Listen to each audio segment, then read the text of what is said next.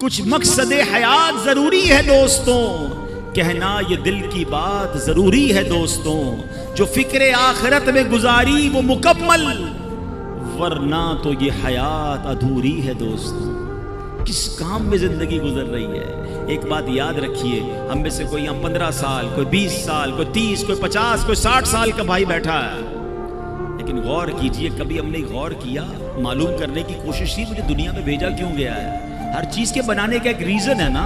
آپ کے کئیوں کے سر پہ ٹوپی ہے، ٹوپی کیوں بنائی؟ سر کو ڈھانپنے کے لیے۔ لباس ہے، کیوں بنا؟ کپڑے پہننے کے لیے۔ گھڑی ہے، کیوں ہے؟ ٹائم بتانے کے لیے۔ قلم ہے، کیوں بنائی؟ لکھنے کے لیے۔ اشرف المخلوقات بنا دیا رب نے، کس لیے؟ پتہ ہی نہیں ہے کہ میری تخلیق کا، مجھے بنانے کا مقصد کیا ہے۔ اور ایک اور سوال میں کرنا چاہوں گا، آپ کے جیب میں قلم ہوتی ہے، جب تک لکھتی ہے کہاں رہتی ہے؟ جیب میں، سینے کے ساتھ۔ لکھنا بند کر دے، ختم کر دے، پھر کہاں جاتی ہے؟ ڈسٹ بن میں۔ مقصد ختم ہو گیا نا، اب اس پین کا حاصل کوئی نہیں ہے۔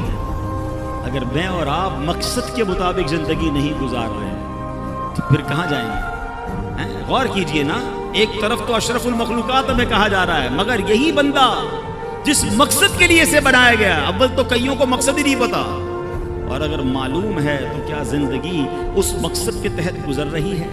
اب مولانا جلال الدین رومی بہت مشہور صوفی بزرگ ہیں، فرماتے ہیں اگر تمہیں بادشاہ کسی خاص کام کے لیے بھیجے، چلے آج کی زبان میں کہہ دوں کہ آپ کا کوئی سیٹ ہے، باس ہے، کہیں آپ جاب کرتے ہیں، ٹھیک ہے نا، آپ کا افسر ہے، آپ کو کہے خاص کام ہے، فلاں کام کر کے آؤ، آپ کو کام کرنے نکلیں اور راستے میں بہت سارے دوسرے کام کرنے لگ جائیں، اور پرٹیکولرلی جس کام کے لیے بھیجا وہ کام ہی نہ کریں، تو بتائیے وہ بادشاہ جو ہے یا وہ جو باس ہے، وہ آپ کا افسر ہے، وہ خوش ہوگا یا ناراض ہوگا؟ کہ بھیجا کس کام کے لیے تھا؟ آپ کے سر وہ اس کو چھوڑے باقی بہت سارے کر کے آیا ہوں۔ بھائی اس کے لیے تو بھیجا ہی نہیں تھا، جو کام کرنے بھیجا تھا ادھر گئے ہی نہیں، وہ کیا ہی نہیں۔